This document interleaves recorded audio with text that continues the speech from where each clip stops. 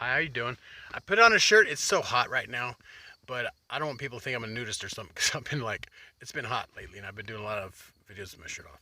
I just ran into a farmer who actually owns the land right next to where I'm at. And he came by to put some signs on these cans that they have for like picnic trash, and they were putting all their their feed, because what the hunters are doing, they're buying feed from the stores, and they were coming out here putting the feed out and then shooting the deer when they came up and ate the feed, which is bullshit.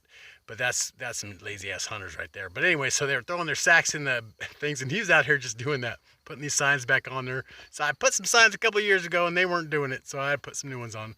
Old, in his 80s, just spry, right? Doing it. His grandpa, 1909, Oklahoma. His father, he's doing it. His son's doing it. Man, talk about beautiful, right? That's just old school. Although he is old and he goes, we talked a little bit, right? And he goes, sorry, my phone decided to cut the video short. Anyway, yeah, so this old guy was, he was talking about flags and his American flag in front of his house, in case you didn't see it, but it was half-mast because of Charlie Kirk. He really cared for the guy. He thought he was a good person. Anyway. And the thing that fascinated me about this old guy is he goes, well, I'm going to tell you. I'm going to tell you how I feel. I don't know about you and what. I don't care. I'm going to speak my mind. And it was cool. I'm like, you go, Bubba. So he's telling me, I don't get it. I don't think it's natural for the gay and the lesbians. He's like, I don't get it. And I'm like, okay. Yeah, it's what it is. And most people don't realize is they're doing a lot of hormonal blockers right now with children, which is crazy.